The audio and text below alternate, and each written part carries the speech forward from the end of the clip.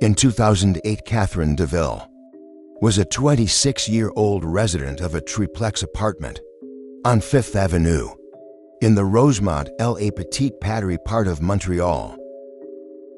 Catherine was a private person, and the details of her profession and her personal life remain largely unknown to the media.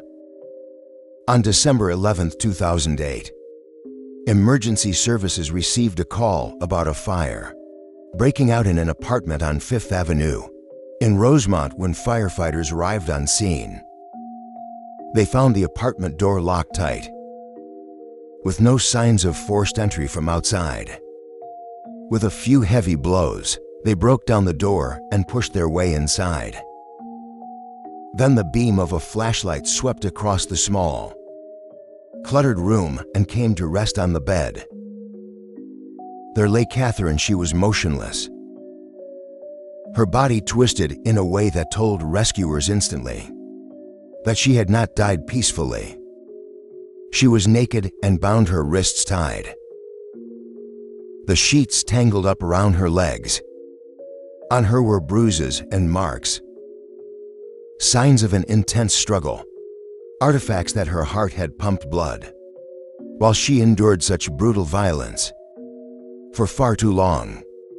The firefighters who entered that apartment were trained to handle tragedy, but what they saw that night would stay with them forever. Because of the lack of forced entry, police believed that Catherine knew her killer. This, they say, could be why the killer had attempted to remove evidence by setting the apartment on fire, using Catherine's own perfume as an accelerant, and then leaving the premises. Investigators interviewed friends, family, co-workers, and acquaintances in hopes of finding any leads. What they learned was that, in the days leading up to her death, Catherine had placed an online, classified advertisement to sell her car. The arrangement had seemed to proceed as expected. Catherine had mentioned to a co-worker that a prospective buyer, a man she did not know, had arranged to see the vehicle on Wednesday, December 10, 2008. However, the man never arrived for the appointment. In retrospect, police would come to believe that this was not a casual, missed connection, but a calculated part of a larger plan. The hypothesis formed by investigators years later was that the killer may have used the pretext of the appointment in order to observe Catherine, to learn her routine and to confirm her location, without revealing his identity. The day after the missed appointment, Thursday, December 11th, was the last day of Catherine's life. On that day, Catherine had worked a full shift at a company on the west side of Montreal, finishing her shift around 4:30 p.m. She then took Highway 40 heading east to return home. Due to heavy traffic that day, police estimated she likely arrived home around 5:30 p.m. Police believed she was likely killed between 5:30 p.m. and 7 p.m. Forensic specialists from Quebec's provincial crime lab, the Laboratoire des Sciences Judiciaires et de Médecine Légale, or the LSGML, meticulously examined the scene.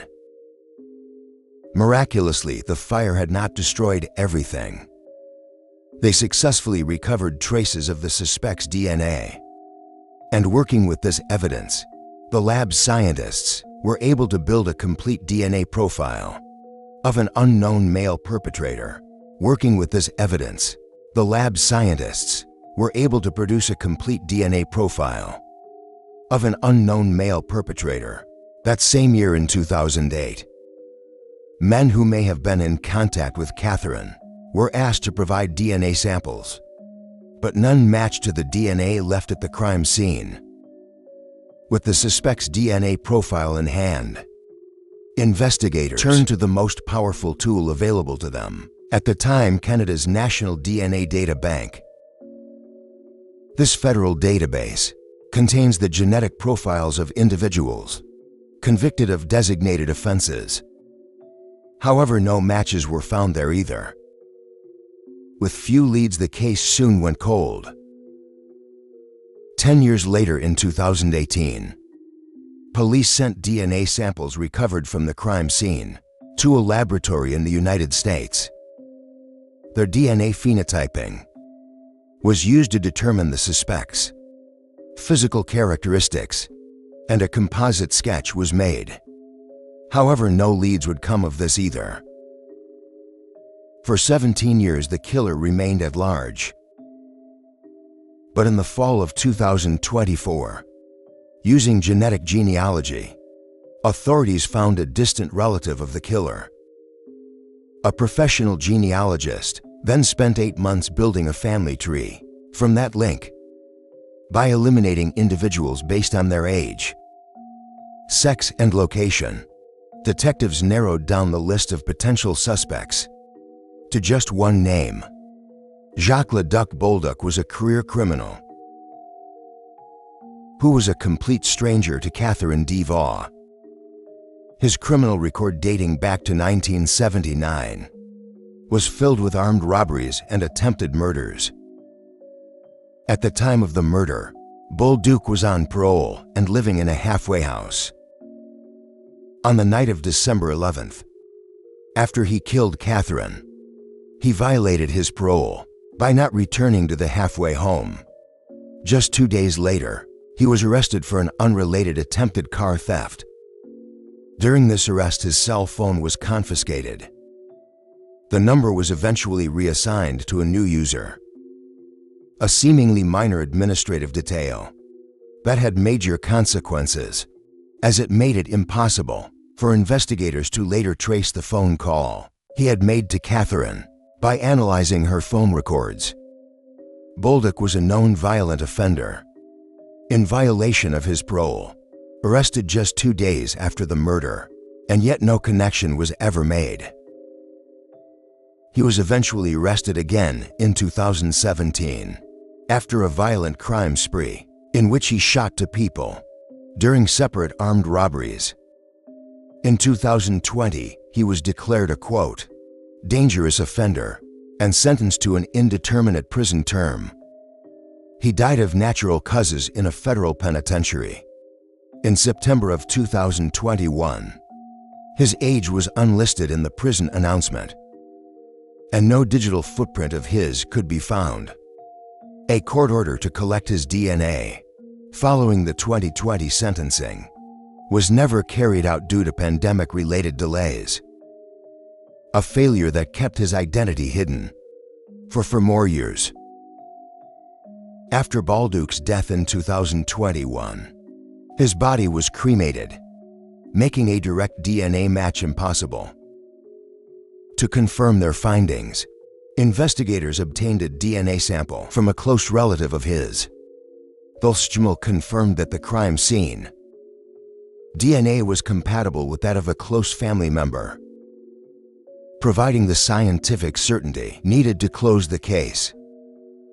On September 17, 2025, Montreal police announced that the murder of Catherine Deville was finally solved.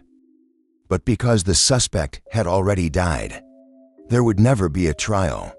For Catherine's family, the news brought answers, but not peace.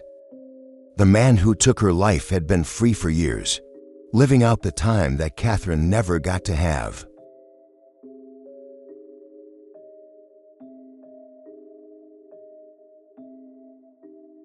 Carolyn Doherty loved 2 things most of all: turning the pages of mystery books and riding her blue and white Londoner bike around the neighborhood. She was 9, a 5th grader at St. Mark's Catholic School on Radcliffe Street, and lived with her parents, Frank and Dorothy, at 68 Manners Circle in Bristol Township. She was bright, sweet-natured, and impossible to dislike. The Doherty family was deeply religious, and St. Mark's Roman Catholic Church held special significance in their lives. The church, located at 10 25 Radcliffe Street was not only where Carol attended school, but also served as her family's parish, where they regularly worshipped. On the afternoon of October 22, 1962, Carol left her home with plans to visit the Bristol Free Library, to return to books she had just finished, and to check out the next books in the mystery series she was reading. The day was warm and clear as the fifth grader rode her bicycle toward town. During her journey, Carol made several stops that were later documented by witnesses. She stopped at Tommy's on Fairgott Avenue to purchase a Coca-Cola and some penny candy, then continued traveling down Lincoln Avenue, as was her habit when passing any Catholic church. Carol stopped in at St. Mark's Roman Catholic Church to say a prayer. This would be the last time that Caroline Doherty was seen alive. She never made it home.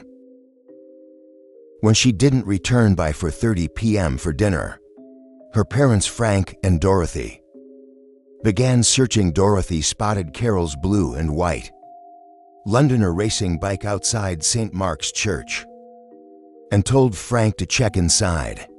Around 6 p.m., Frank entered the church and made a horrific discovery. On the stairs of the choir loft, his own daughter's body. Carol had been sexually assaulted and strangled with a ligature. Her younger sister, Kay, later recalled the inhuman noises her father made when he came back to the car and warned them not to go inside. The police were immediately called, but all involved already knew deep in their stomachs that it was too late for Carol or her family, who had just experienced the most horrific thing a parent and a child could ever endure. Bristol Police LED by Chief Vincent Faragalli worked with the Pennsylvania State Police Under Sergeant Andrew Cutney. Investigators concluded the attack likely occurred around 3:35 p.m. when Carol was alone in the empty church, most likely saying her prayers. Evidence collected disturbingly included several adult, brown pubic hairs clutched in her hand, suggesting a final act of courage and resistance. Crime scene technicians also found discarded Lucky Strike cigarettes at the scene, which were preserved for future testing. Over the decades, the investigation focused on several suspects. The first one was Frank Zaccaro, an aging handyman who was seen drunk near the church and initially confessed to the murder. However, his confession was later deemed unreliable, as he appeared delusional, and subsequently the investigating officer admitted to coercing the confession from him. Another suspect was Wayne Roach, a 19-year-old whose parents reported finding Carol's name written in his notebook. He was tracked to Virginia, but later provided a verified alibi, or came when investigators zeroed in on Father Joseph Sabadash of St. Mark's Church after he was caught lying about his whereabouts during the murder time window. However, he had fabricated the alibi, not because he was involved in Carol's death, but to hide an affair with a married woman. In 2016, the Pennsylvania Attorney General's office reviewed Father Sabadash during a wider clergy abuse inquiry and confirmed that he was elsewhere at the time, finding no link to Carol's murder. In the later years, investigators reopened the files and applied new forensic techniques. One of the early suspects identified was William Schroeder. He had lived only a block and a half away from St. Mark's Church on Lincoln Avenue. This proximity gave him intimate knowledge of the immediate neighborhood, and a witness placed him outside the church. Around the estimated time of the murder, 3:35 p.m., in 1963, police had asked him to provide a pubic hair sample, but it was never tested. It wasn't until 30 years later that a DNA analyst compared the pubic hairs from the church to the sample collected from Trader. The hair on Carol's hand showed what they said was, quote, significant similarities to Strader's sample. Of 141 samples tested over the decades, Strader's was the only one that could not be excluded as the source of the hair. Police also noted circumstantial clues. Schrader had lived less than a block from St. Mark's, had failed a lie detector test in 1963, and was known to smoke Lucky Strike cigarettes, the same brand found at the crime scene. However, none of this evidence was enough to charge him. At the time, the case remained open for over 60 years, transforming from an active investigation into a persistent cold case, always awaiting the critical breakthrough that technology or human memory might provide. In November of 2024, investigators interviewed Robert LeBlanc, William Schrader's stepson, who revealed that Schrader had confessed to him on two separate occasions about murdering a little girl in a Pennsylvania church. According to the stepson, Schrader admitted that he had lured Carol inside and then, quote, had to kill the girl to keep her from talking. The stepson's account included details not mentioned to the media, such as the exact location of Carol's bicycle. This confession was considered highly credible because Blank had no prior knowledge of specific case details. This is something only the perpetrator would have known. Taken together with the long-suspected DNA link, these confessions convinced prosecutors that they finally had the case solved. William Schrader, originally from Luzerne County, had moved to Bristol, where his brother and sister-in-law lived. His criminal history was extensive, beginning in childhood when he was sent to reform school for sexually assaulting girls. He later joined the Army, but was dishonorably discharged and served time at Eastern State Penitentiary for attempted murder after shooting another man in Luzerne County. At the time of Carol's murder, Schroeder was living on Lincoln Avenue, within a 5-minute walk of St. Mark's Church. When questioned by police in early 1963, he lied about his alibi, claiming he had been at work during the time of the murder. However, investigators discovered through time cards that he had not shown up to work for 3 consecutive days, including the day of the murder. After providing a pubic hair sample and knowing that he was a suspect, Schrader fled to Florida in January of 1963, eventually settling in Louisiana. Schrader's pattern of violence, however, continued throughout his life. Before I continue, I want to give a strong content warning. The next part of this story involves graphic and disturbing accounts of sexual abuse and violence against children. While living in Louisiana, he married a woman named Audrey Schrader, who had an adult daughter and an underage daughter, both of whom had special needs. Schrader began to sexually abuse both of his stepdaughters and later conceived a child with one of them. Schrader then began sexually assaulting his own child for years after she turned 8 years old. Schrader and his wife later adopted a 2-year-old girl and allowed Catherine Smith, the 12-year-old girl who was their neighbor, to live inside their home. Schrader began targeting Catherine, sneaking into her bedroom, and eventually the girl's bedroom door was locked so that Schrader could no longer victimize her. Then on Halloween of 1970, Schrader physically assaulted his wife following an argument prompting her adult son to kick Schrader out of the home. As he gathered his things, he told his family, quote, "I'm coming back and I'm going to burn the house down and kill all the bitches inside it." Later that night, a fire was set at the home. While the adults were able to escape, Smith was locked inside the bedroom and died, protecting her 2-year-old foster sister by placing her body on top of her.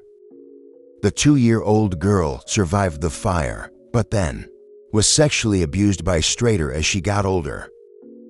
Family members eventually came forward and provided information on Catherine's death. Years later, Schrader was arrested and convicted of manslaughter and arson, both in connection to the deadly fire in 1985. He died in prison in 2002 at the age of 62. 5 years after his death, his stepson Robert LeBlanc confided in a trusted member of law enforcement in Louisiana. He revealed that his stepfather had admitted to and murdering a young girl inside a Catholic church in Pennsylvania, the same town where he had lived before fleeing to the South. Unfortunately, this crucial information did not reach the active team of investigators until many years later, when the current team learned of the confession and interviewed Robert LeBlanc in 2024. On October 29, 2025, Bucks County District Attorney Jennifer Shawn announced that a special investigative grand jury had formally identified William Schroeder as Carol's killer. Schrader was described by the DA's office as, quote, "an absolute predator whose life was marked by a pattern of violence and sexual violence." The grand jury report, a 53-page document approved by the court, concluded that Schrader committed first-degree rape and murder of Carol. Prosecutors emphasized that this finding was based on the combination of the decades-old forensic evidence and the new witness testimony. In their words, Schrader is now, quote, "definitively linked to the crime, even though he is dead." With no living suspects to prosecute, the grand jury's report serves as the official conclusion of the case. Investigators say they hope this resolution would at least bring some peace to Carol's grieving family, as her sister Kay, who was just 3 years old at the time of the murder, tearfully remarked, living, quote, "for exactly 63 years without answers has been its own burden." Kay Dotori said that finally receiving some answers, quote, "brings closure and truth to a wound that never healed."